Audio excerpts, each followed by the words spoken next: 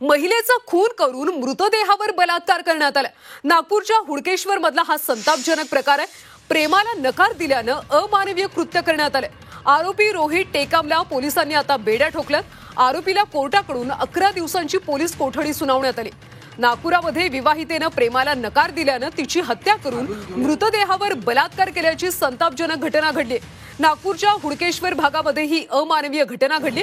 महिलेची मुलगी शाळेतून घरी आल्यानंतर हा प्रकार समोर आला।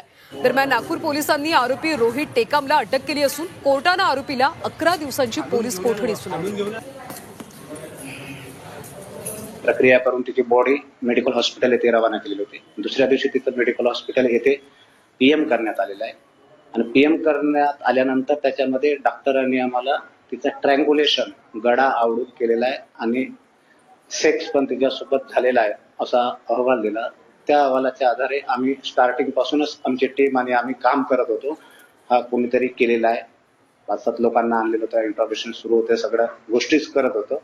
तर त्याच्यामध्ये आम्ही एक आरोपीला अटक केलेली आहे आणि त्या आरोपीने हा गुन्हा प्राथमिकदृष्ट्या आमच्याकडे गुन्हा केल्याची माहिती दिलेली आहे।